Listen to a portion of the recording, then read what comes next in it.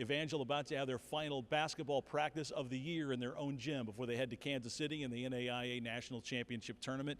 Coach Jenkins, congratulations, and it's now a 6th straight trip. You got to be proud of your team and how far they've come to get back to nationals for another season. Well, I think that last phrase there, how far they've come, is critical to our way of thinking, because the way we started was not good. The way we finished, we could have finished a little stronger, but to have a 3-game lead in the conference regular season with only 1 week to play, 2 games to play, that's really kind of unbelievable for us. We always believe in the best for our guys, but they surprised us, and it was a fun year.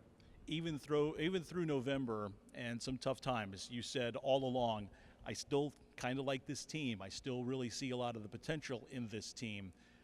You're proud, known at the time all the injuries you were going to have to deal with. Your heart may have skipped a beat there, and you may not have necessarily kept that Kansas City, those Kansas City numbers in your Rolodex handy.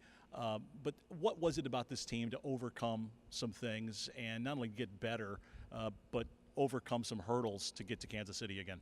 Well, you mentioned the injuries, and those were significant because Scotty Blakesley broke a hand. Jordan Clark had broken a hand back in October and really wasn't at full strength. Just now is kind of getting to full strength. Dylan Beckmeyer goes down with a high ankle sprain. We lost Cody Geiger basically for the year after a few games in November with a badly sprained ankle.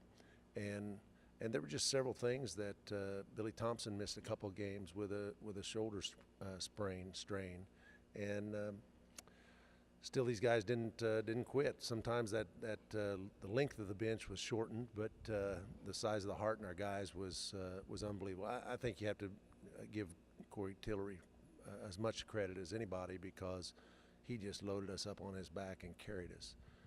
21, 22, I don't know how many double-doubles he ended up with for the year, but he felt like, hey, if there was a missed shot, it was going to be his ball, and he went and got it and averaged almost 11 rebounds a game, and we flourished. We won several close games in our conference. Most of our games were close, but it was a fulfilling year because of all the circumstances and the youth of our team, but we hung on and advanced, and it really only a basket away really from winning the conference tournament, and in an overtime loss to Missouri Valley. So we're one of the 3 teams going to KC, and we'd like to stay a while if we can.